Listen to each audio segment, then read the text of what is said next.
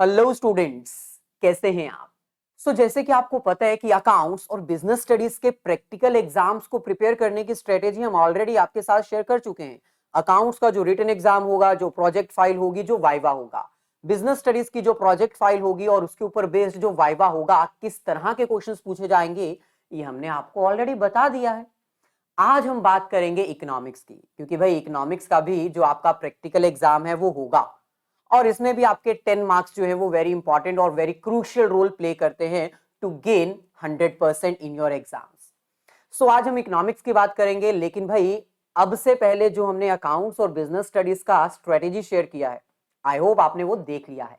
नहीं देखा है तो लिंक डिस्क्रिप्शन में गिवन है, जाइए देखिए और अंडरस्टैंड करिए कि किस तरह के वाइवा क्वेश्चंस आपसे पूछे जा सकते हैं। आज का लेक्चर स्टार्ट करने से पहले रिक्वेस्ट है भाई, वीडियो को लाइक और अपने सभी फ्रेंड्स के साथ शेयर जरूर कर दीजिएगा, ताकि आपके फ्रेंड्स को भी पता चल जाए कि किस तरह के वाइवा क्वेश्चंस एग्जाम में एक्सटर्नल एग्जामिनर के द्वारा पूछे जा सकते हैं। चलिए सबसे पहले हम बात करते हैं इकोनॉमिक्स के ये जो 10 मार्क्स का प्रोजेक्ट है ना, ये किस तरह डिवाइडेड है। सबसे पहले तो आपके 5 मार्क्स का जो होगा वो होगा प्रोजेक्ट फाइल, यानी जो आप प्रिपेयर कर चुके हो। नहीं किए तो कर लो, क्योंकि भाई 5 मार्क्स तो आपको इसी चीज के मिलेंगे। प्रोजेक्ट फाइल होगी तो 5 मार्क्स पक्के हैं, नहीं होगी तो कहां से लेकर आओगे 5 मार्क्स। दूसरी चीज, 5 मार्क्स का वाइवा होगा। और एक चीज ध्यान से समझ लो, हाईलाइट कर लो अपने माइंड में, वाइवा क्वेश्चंस जो होंगे वो प्रोजेक्ट फाइल के ऊपर बेस्ड होंगे। बहुत सारे टीचर्स होंगे यूट्यूब पर भी, और आपके पर्सनल जो टीचर्स है वो भी कह रहे होंगे कि आपको जो वाइवा क्वेश्चन है वो कहीं से भी आ सकते हैं, कोई भी टॉपिक पूछा जा सकता है, सिलेबस का कोई भी टॉपिक। भाई ऐसा नहीं है। अगर आपका स्कूल सीबीएसई की गाइडलाइंस को एग्जैक्टली फॉलो करता है तो सिलेबस में एग्जैक्टली मेंशन्ड है कि आपके जो वाइवा क्वेश्चंस होंगे वो एक्सटर्नल और internal examiner based on your project ही पूछेगा। जिस चीज का प्रोजेक्ट होगा उसी के ऊपर बेस्ड क्वेश्चन आएंगे। तो अगर आप ये सोच रहे हो कि सिलेबस में से कहीं से भी क्वेश्चन आ सकता है, आपको सिलेबस आता नहीं है, अभी आपने सिलेबस स्टार्ट नहीं किया, तो प्रैक्टिकल एग्जाम भी छोड़ो, इसको प्रिपेयर करना छोड़ो, तो ऐसा मत सोचो। अगर आपने रिटन एग्जाम्स की प्रिपरेशन नहीं की है तो उसको तो अभी टाइम है। अभी फिलहाल प्रैक्टिकल के ऊपर फोकस करो, और प्रैक्टिकल जो आपके एग्जाम्स होंगे उसमें क्वेश्चन आपको प्रोजेक्ट फाइल में से ही पूछे जाएंगे। तो पूरा सिलेबस अभी चाहे तैयार मत करो, रुक जाओ, उसके लिए टाइम है, लेकिन प्रैक्टिकल के लिए प्रिपेयर कर लो, क्योंकि वो तो सर पे खड़ा है एग्जाम। ये चीज हाईलाइट कर लो और सभी स्टूडेंट्स को बता भी दो। अगर हम बात करें, सबसे पहले आपके 5 मार्क्स जो हैं वो ऑब्वियसली प्रोजेक्ट फाइल के ऊपर बेस्ड हैं, और प्रोजेक्ट आपको दिया गया होगा आपके टीचर के द्वारा। सीबीएसई ने बहुत सारे प्रोजेक्ट सजेस्ट किए थे, उन्हीं में से आपको कोई एक प्रोजेक्ट बनाना है। जैसे for example micro and small scale industries, किसी स्टूडेंट ने इस टॉपिक के ऊपर प्रोजेक्ट बनाया होगा, किसी ने food supply channels in India, यानी बहुत सारे टॉपिक्स सीबीएसई ने अपने सिलेबस में मेंशन किए थे। लेकिन मैं 100% श्योर हूं कि 80 to 90% students goods and service tax and it's impact on GDP, इसके ऊपर प्रोजेक्ट होगा आपका, या फिर होगा सेल्फ हेल्प ग्रुप के ऊपर, या फिर मनी एंड बैंकिंग जो कि फर्स्ट टर्म का था, monetary policy committee and its function, role of RBI and credit control system, government budget and its components, trend in budgetary conditions of India, exchange rate determination, its method and techniques, minimum support price, digital India step toward the future, make in India the way ahead, any other news article and its evaluation on the basis of economic principles। Maximum students का जो topic है वो यही होगा। अगर आपका topic हमारे इस हाईलाइट किए गए टॉपिक में से अलग है तो कमेंट में जरूर बताना, हम ताकि आपके भी सजेस्टेड वाइवा क्वेश्चंस आपको बता सके। हालांकि ये जो टॉपिक्स हैं मोस्ट ऑफ दी स्टूडेंट्स ने यही टॉपिक्स बनाए होंगे, इन्हीं के ऊपर उनकी प्रोजेक्ट फाइल होगी। और अगर ये प्रोजेक्ट फाइल आपने बनाई है तो भाई 5 मार्क्स आपके पक्के कैसे हो सकते हैं? ये 3 से 4 चीजें आप अपनी प्रोजेक्ट फाइल में अभी चेक कर लो। अगर तो आपकी ये 4 से 5 पॉइंट कंप्लीट है, आपकी प्रोजेक्ट फाइल में ये पांचों पॉइंट्स अवेलेबल है भाई, तो आपके 5 मार्क्स कहीं नहीं गए। नंबर 1, आपकी प्रोजेक्ट फाइल जो होगी वो कवर्ड अप होनी चाहिए। बहुत सारे स्टूडेंट्स क्या करते हैं, एक सिंपल सी 10-20 रुपए वाली वो प्लास्टिक फाइल आती है, उसमें लगा के चले जाते हैं, भाई इंप्रेशन अच्छा नहीं जाता है। आपको कार्डबोर्ड वाली थोड़ी हार्ड जो होती है ना, वो फाइल लेनी चाहिए जिसके ऊपर कवर लगाया जा सके, चार्ट लगाया जा सके, उसके ऊपर कुछ डिजाइनिंग मेंशन की जा सके, प्रोजेक्ट किस चीज के ऊपर बेस्ड है वो मेंशन किया जा सके। क्योंकि कई बार ना जो एक्सटर्नल एग्जामिनर होता है वो पेज को खोल के भी नहीं देखता, ऊपर से ही पढ़ लेता है कि अच्छा इस टॉपिक के ऊपर प्रोजेक्ट है, आपसे क्वेश्चन पूछ लेता है, यानी उसका अंदर वाला जो टॉपिक है ना वो देखता ही नहीं है। तो पहला इंप्रेशन आपका last impression, first impression is the last impression, तो इसके ऊपर फोकस करो। कवर्ड अच्छे से होनी चाहिए, टॉपिक ऊपर ही मेंशन होना चाहिए, आपका नेम रोल नंबर ऊपर ही मेंशन होना चाहिए।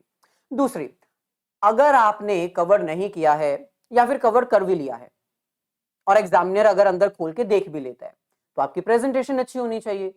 5 मार्क्स चाहिए ना, हैंडराइटिंग, पिक्चर्स, डायग्राम सब अच्छे से मेंशन होना चाहिए। और एक ही बार हैंडराइटिंग होनी चाहिए, अलग अलग नहीं, आधा फ्रेंड से लिखवा लिया, आधा खुद लिख लिया, आधा किसी और से लिखवा लिया, एक हैंडराइटिंग होनी चाहिए, नहीं तो आप पकड़े जाओगे। देन आपका जो इंट्रोडक्टरी पेज है और जो कंक्लूजन पेज है, एग्जामिनर हमेशा इसी के ऊपर आपके मार्क्स डिसाइड कर लेता है।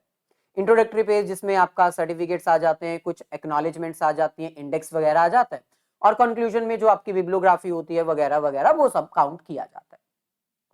लास्ट में आपने जो प्रोजेक्ट बनाया है उसका डाटा कहां से लिया था, डाटा एनालिसिस आपने कैसे किया, इसकी इंटरप्रिटेशन क्या है। क्योंकि भाई इकोनॉमिक्स में जो भी चीज के ऊपर आपने प्रोजेक्ट बनाया होगा, चाहे वो मेक इन इंडिया है चाहे जीएसटी है, उसका डाटा आपने कहीं से तो लिया होगा, उसको एनालिसिस किया होगा, उसको प्रेजेंट किया होगा टेबल डायग्राम्स में, उसको स्टडी किया होगा, तो वो स्टडी पैटर्न भी आपका देखा जाएगा। तो ये 4 चीजें एक बार अपनी फाइल में देख लो एग्जाम में बैठने से पहले। तो 5 मार्क्स आपके हो गए पक्के। आगे बढ़ते हैं। इकोनॉमिक्स में कोई रिटन एग्जाम तो होना नहीं है जैसे अकाउंट्स में होता है, यहां पर आपका सिर्फ वाइवा होगा। 5 नंबर का वाइवा है तो ऑब्वियसली एटलीस्ट 5 क्वेश्चंस तो पूछे जाएंगे।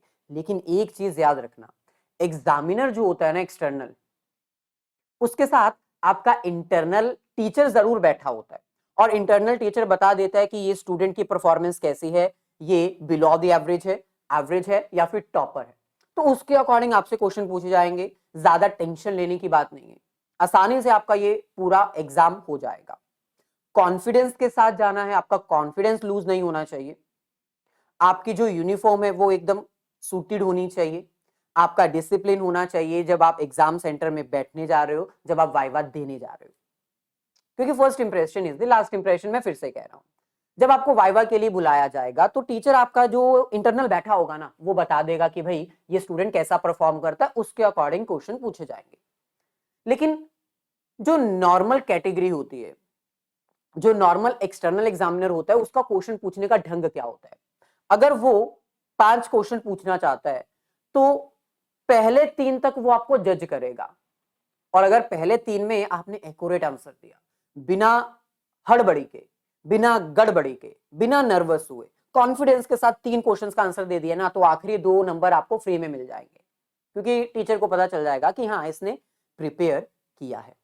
सो वाइवा के लिए आपको जो सिलेबस है वो पूरा एज इट्स प्रिपेयर करके नहीं जाना है, क्योंकि आपका ये प्री बोर्ड नहीं हो रहा है या फाइनल एग्जाम आपका रिटन नहीं हो रहा है, आपका सिर्फ वाइवा हो रहा है बेस्ड ऑन योर प्रोजेक्ट।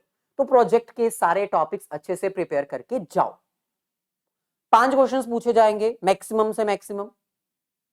पहला क्वेश्चन आपका होगा इंट्रोडक्टरी क्वेश्चन, दूसरा, तीसरा और चौथा होगा बेस्ड ऑन योर प्रोजेक्ट, जो भी चीज का आपने प्रोजेक्ट बनाया है, और 5वां क्वेश्चन होगा कंक्लूजन बेस्ड।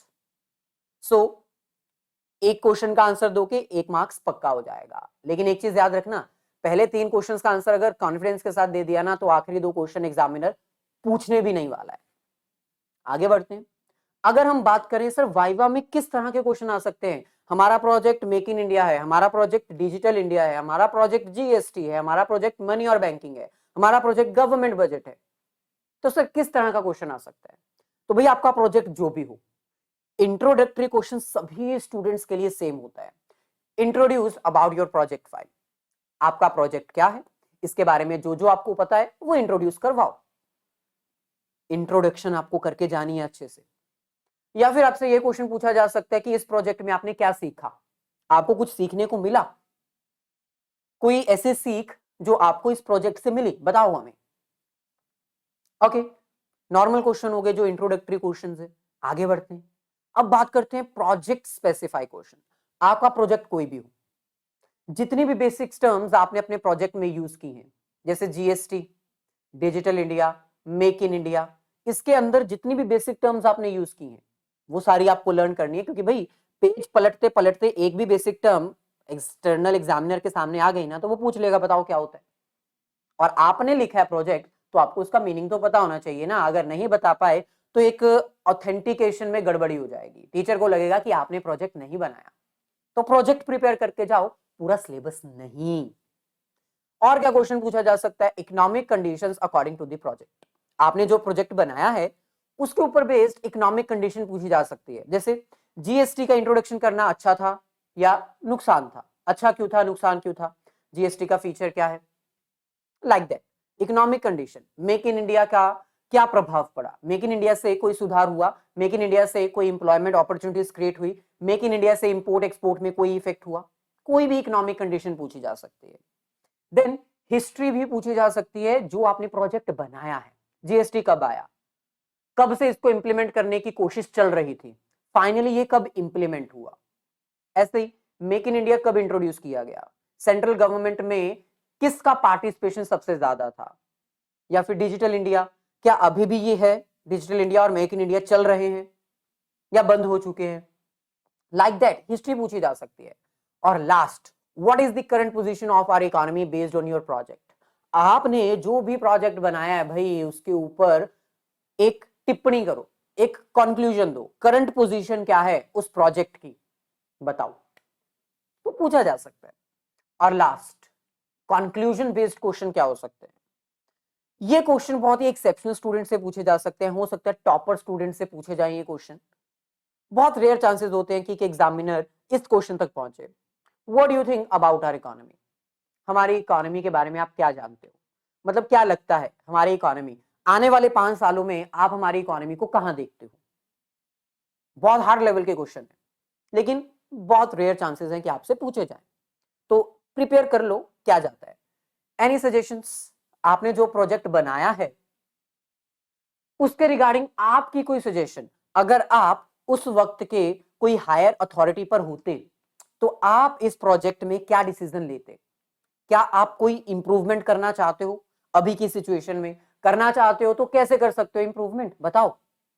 सो ये जर्नल नॉलेज के क्वेश्चन भी पूछे जा सकते हैं। तो लास्ट में मैं भाई यही कंक्लूड करूंगा, जो भी टीचर आपको ये कह रहा है ना पूरे सिलेबस में से क्वेश्चन आएंगे, जैसे नेशनल इनकम का फॉर्मूला, भाई बहुत रेयर चांसेस है उसमें से क्वेश्चन आए, क्योंकि प्रोजेक्ट स्पेसिफाई क्वेश्चंस आएंगे, ये सीबीएसई ने अपने सिलेबस में मेंशन किया है। अगर बाहर से क्वेश्चन आते हैं तो फिर वो तो आपका बैड लक होगा, लेकिन हमारे अकॉर्डिंग एक एक्सटर्नल एग्जामिनर प्रोजेक्ट फाइल पकड़ते, प्रोजेक्ट देखते, क्वेश्चन पूछता है। बहुत रेयर चांसेस है कि वो एक हटके क्वेश्चन पूछ ले, नेशनल इनकम का फॉर्मूला बताओ, इनकम मेथड में क्या कंपोनेंट्स होते हैं, हाँ, या फिर एग्रीगेट डिमांड क्या होता है। सिलेबस बेस्ड क्वेश्चन बहुत कम आएंगे, प्रोजेक्ट स्पेसिफाई क्वेश्चन अच्छे से प्रिपेयर करके जाओ। ये था हमारा आज का लेक्चर। आई होप आपने ये लेक्चर अपने फ्रेंड्स के साथ शेयर कर दिया है, ताकि उनको अभी कुछ भला हो जाए और उनको भी एक पता चल जाए कि कहां से क्वेश्चन किस तरह के आ सकते हैं। मिलेंगे नेक्स्ट सेशन में, all the very best. Video को लाइक जरूर कर दीजिएगा। Have a nice day and great day.